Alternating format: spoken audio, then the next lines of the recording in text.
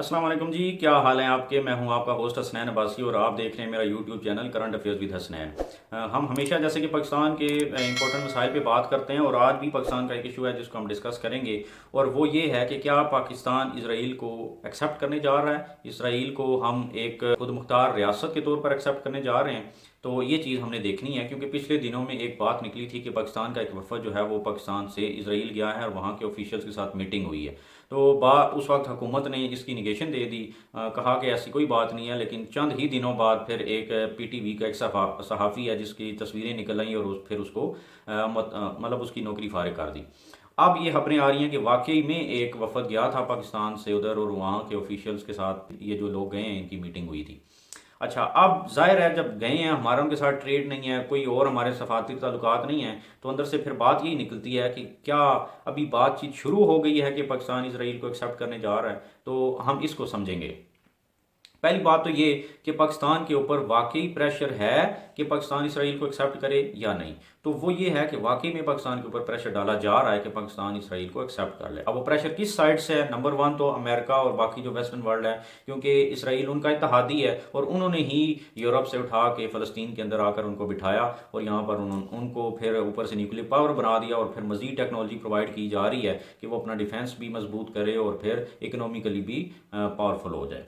जो बाकी वेस्ट तो हो गया, अब दूसरा प्रेशर हमें किस तरफ से है? दूसरा प्रेशर जो है वो हमें मुस्लिम वर्ल्ड की तरफ से है और उसके जो मुस्लिम उम्मा के लीडर अपने आप को कहते हैं, सऊदी अरेबिया और यूएई, पर्टिकुलरली सऊदी अरेबिया, वो हमें प्रेशराइज कर रहा है। और प्रेशराइज हम क्यों हो रहे हैं? क्योंकि हमारी इकोनॉमी उनकी मदद से चलती है। हमारे पास जो पैसे नहीं रहते, पेट्रोल नहीं के पैसे देने के लिए नहीं होते, तो फिर हमें उधारा पेट्रोल भी वहाँ से मिलता है इन दोनों ममालिक से, सऊदी अरेबिया और यूएई। और फिर साथ ही साथ हमें वहाँ से डॉलर्स भी मिल जाते हैं अपने स्टेट बैंक के अंदर रखने के लिए। जैसे रिसेंटली भी $3 बिलियन पाकिस्तान के स्टेट बैंक के अंदर सऊदी अरेबिया के पड़े हुए हैं। अब इस प्रेशर को यूज करते हुए पाकिस्तान को कहा जाता है कि आप एक्सेप्ट करें किसको? इसराइल को एक खुद मुख्तार रियासत के तौर पर। अच्छा, अब इसके साथ साथ क्या है कि सऊदी अरेबिया ने अभी तक एक्सेप्ट नहीं किया, जबकि बाकी जो वहाँ पर उसके हमसाए हैं जैसे यूएई है, इसके साथ ओमान है और बाकी दरमियान में दो चार मुल्क और हैं, उन्होंने उसको एक्सेप्ट कर लिया है इसराइल को पहले ही। और एक दूसरे ममालिक के अंदर उन्होंने अपनी एजेंसीज जो हैं वो बिठा ली हैं और वहाँ पर एम्बेसीज भी खोल ली हैं। अच्छा, एक तो ये है। दूसरा ये, अब सऊदी अरेबिया क्यों चाहता है कि पाकिस्तान उसको एक्सेप्ट कर ले? क्यों? वो इस वजह से, अच्छा पहली बात तो ये है कि यूएई और बाकी जो ममालिक हैं उनके ऊपर स्ट्रॉन्ग इन्फ्लुएंस है, असलो है सऊदी अरेबिया का। तो वो तो हर एक को पता है कि जब तक इनको सऊदी अरेबिया ना कहता, ये उस वक्त तक इसराइल को एक्सेप्ट नहीं कर पाते। ये तो सामने है चीज़। अब सऊदी अरेबिया ने खुद क्यों नहीं उसको अभी तक एक्सेप्ट किया? उसकी वजह यह है कि सऊदी अरेबिया ये समझता है कि अगर वो एक्सेप्ट कर लेगा तो फिर सारी बात उसके ऊपर आ जाएगी कि इसराइल को एक्सेप्ट किया और मुसलमान जो फ़लस्तीनी मुसलमान हैं उनको मज़ीद उनके ऊपर जुल्म कराने वाला सिर्फ और सिर्फ सऊदी अरेबिया है। अब वो चाहता है कि फेस सेविंग के लिए कि पाकिस्तान के ऊपर प्रेशराइज पाकिस्तान को किया जाए। और क्योंकि पाकिस्तान एक इम्पोर्टेंट कंट्री है, एक ओनली मुस्लिम कंट्री जिसके पास न्यूक्लियर बॉम्ब्स हैं, तो पाकिस्तान एक इम्पोर्टेंट कंट्री बन जाता है। तो अगर पाकिस्तान को भी वो किसी तरीके से प्रेशर में ले आए और उसको कहे कि तुम भी इसराइल को एक्सेप्ट कर लो, तो फिर बात जो है वो सारी की सारी सऊदीया के ऊपर नहीं आएगी बल्कि पाकिस्तान भी साथ आ जाएगा और इस तरह फिर कोई भी बात नहीं करेगा उसके खिलाफ। एक तो ये है कि वो अपनी फेस सेविंग करना चाहता है। दूसरा ये कि मोहम्मद बिन सलमान जो है वो थोड़ा सा, आपको पता है, वेस्टर्न कल्चर के अंदर पला बड़ा है। वो चाहता है कि वो अपने multiple sources of income generate कर रहा है जिसके अंदर एक टूरिज्म भी है। और उसमें एक प्रोजेक्ट ये है उनका कि इसराइल से सऊदी अरेबिया और सऊदी अरेबिया से आगे आपका यूएई तक वो एक रेलवे ट्रैक बिछाने की बातें चल रही हैं, जिसका कहा जाता है कि सर्विस वगैरह हो चुके हैं और सिर्फ उसकी अब फिजिकल इम्प्लीमेंटेशन रह गई है। और वो तभी होगी जब सऊदी अरेबिया उसको एक्सेप्ट करेगा। तो अब इसका मतलब सऊदी का प्रेशर बढ़ता जाएगा पाकिस्तान के ऊपर, और जिस दिन उसने एक्सेप्ट कर लिया इसराइल को, उस दिन पाकिस्तान के ऊपर बहुत ज़्यादा प्रेशर आ जाएगा। और क्योंकि जब तक हमारी मईशत ठीक नहीं होती, हम लोगों की प्रेशर फिर हमें बर्दाश्त करना पड़ेगा। तो ये एक तो ये रेलवे ट्रैक वाली बात। और इसके अलावा वहाँ पर देखें, जब रेलवे ट्रैक बिछ जाएगा तो फिर वहाँ पर यहूदियों को कोई रोक तो नहीं सकता कि वो ना आए सऊदी अरेबिया के अंदर। और वो मोहम्मद बिन सलमान जो है वहाँ पे सिनेमा हाउसेज और फिर ये सारी चीज़ें बनवा रहा है इसी वजह से कि वहाँ पर लोग आएँ। इसके अलावा उसको, क्योंकि सऊदी अरेबिया और बाकी जो हैं इनको एक थ्रेट है ईरान से, क्योंकि उनके दरमियान कॉन्फ्लिक्ट है, तो वो चाहते हैं कि इसराइल के साथ उनके मामलात सेट हों और वहाँ इसराइल से वो टेक्नोलॉजी लें और अपनी ऑयल फील्ड्स और अपने मुल्क को प्रोटेक्ट करें। क्योंकि आपको पता है यमन के अंदर जो है वो वार है और वहाँ के जो बागी हैं उनको ईरान सपोर्ट कर रहा है और वो फिर अटैक्स करते हैं सऊदी अरेबिया के ऑयल फील्ड्स के ऊपर, जहाँ पर उनका बहुत ज़्यादा नुकसान होता है। तो सऊदी अरेबिया और यूएई और बाकी जो हैं ये भी अपने ही मफाद के लिए प्रेशराइज कर रहे हैं पाकिस्तान को कि पाकिस्तान इसराइल को एक्सेप्ट करे।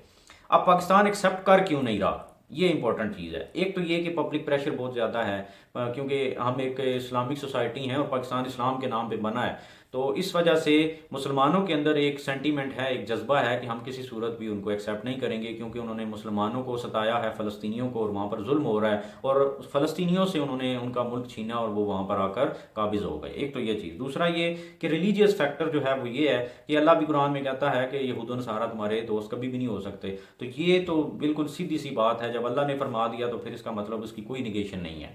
एक ये चीज़। तीसरा ये कि ईरान जो है वो हमारा बिल्कुल इमीडिएट नेबर है, हमारा हमसाया, हमारा बॉर्डर उसके साथ लगता है, और जब भी उसके ऊपर पाबंदियाँ हटी, और आपको ये भी बात बताता चलूँ कि ईरान के ऊपर पाबंदियाँ लगवाने वाला भी इसराइल है। इसराइल अमेरिका को कहता है और अमेरिका फिर पाबंदियाँ लगा देता है और ईरान के ऊपर जो है पाबंदियाँ आयद हो जाती हैं।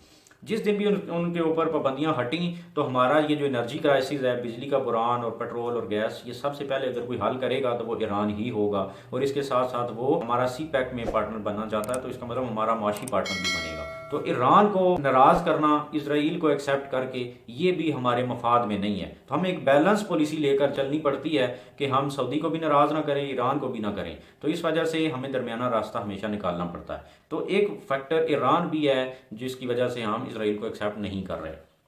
अब पाकिस्तान को करना क्या चाहिए?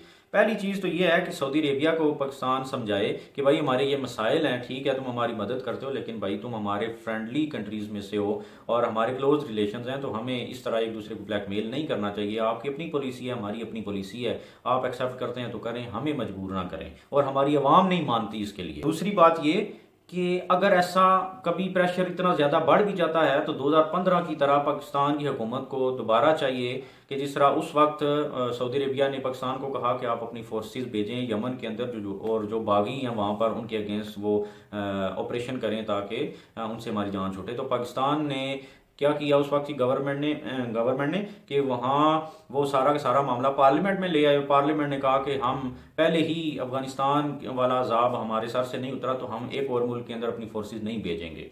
तो इसी तरीके से अब भी अगर कभी सऊदी अरेबिया प्रेशर बहुत ज़्यादा बढ़ा देता है तो गवर्नमेंट जो भी होगी उसको चाहिए कि वो मामला जो है वो पार्लियामेंट में ले जाए, ताकि पार्लियामेंट के अंदर फिर फैसला हो, और फैसला भी यही होना चाहिए कि हम एक्सेप्ट नहीं करेंगे। क्योंकि अगर पार्लियामेंट कह भी देती है तो फिर भी हम सऊदी को तो खुश करेंगे लेकिन ईरान हमारे साथ नाराज़ हो जाएगा। तो हमें हमेशा अपने नेशनल इंटरेस्ट को देखना चाहिए, क्योंकि मुल्क हमेशा अपने नेशनल इंटरेस्ट को देखते हैं। अगर सऊदी को अपना कौमी मफाद ज़्यादा प्यारा है तो हमें भी अपना कौमी मफाद देखना चाहिए। ठीक है, हमें ऑयल एंड गैस देते हैं, लेकिन क्या है कि हम डॉलर्स भी देते हैं, सॉरी, तो हमें जो है वो अपना कौमी मफाद देखना चाहिए और एक उसूली फ़ैसला करना चाहिए। तो ये थी हमारी आज की वीडियो। नेक्स्ट वीडियो के अंदर हम किसी और चीज़ पर बात करेंगे। कमेंट सेक्शन में अपना फीडबैक ज़रूर दें और मेरे चैनल को लाइक, सब्सक्राइब एंड शेयर कर दें। Thank you very much and अल्लाह हाफिज़।